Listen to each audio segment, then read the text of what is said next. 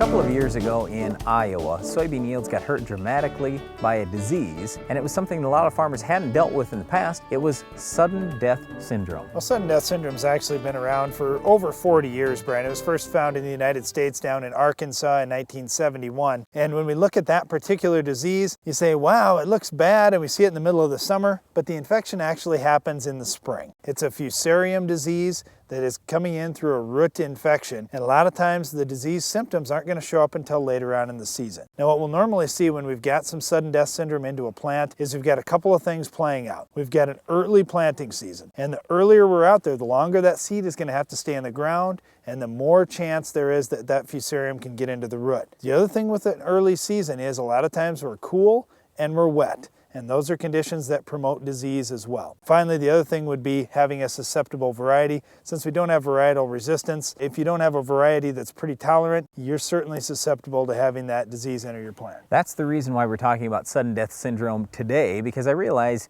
you don't have your beans in the ground yet. You can't go out and scout for this thing yet. We're talking about it today because we want you to pick the right varieties. And what ends up happening every year we have tight seed supply is you order what you want, something that's good, something that probably has SDS tolerance, and then at the last minute your seed dealer says, oh, I'm sorry, I couldn't get you what you ordered, but I've got this other number here that's great. Why don't you just plant that? And you kind of forget about, oh yeah, I needed to make sure I got something with SDS tolerance. So that's perhaps the most important thing on your farm. You've got to look at defensive traits, because once you put that seed in the ground, there's not a lot you can do after that. Well, here's a couple other things to keep in mind. Now, I know some people that had sudden death syndrome 2 years ago, 3, 4 years ago, that have just gone corn ever since. They say, yeah, I've had corn now a few years out there. Now I feel comfortable putting beans back in. Well, guess what? Sudden death syndrome is a disease that can overwinter. It survives. Cold weather doesn't kill it. It also survives in residue. So if you had it out there from a year or even 2 years ago, it could still be hanging around in some old residue. Or here's the other thing, it can survive in the cysts of soybean cyst nematode. So this is a pretty tough disease and it hangs around. And you know what? Crop rotation really doesn't lessen the impact. If you had sudden death in a certain field before, you're very susceptible to getting it back in that same field again. I don't know if I totally agree with you there, Darren. I think it will lessen the impact some. I mean, it's not going to completely eliminate the impact. It's like white mold, Brian. You can rotate away from soybeans help for a few years and it helps a little. Yeah.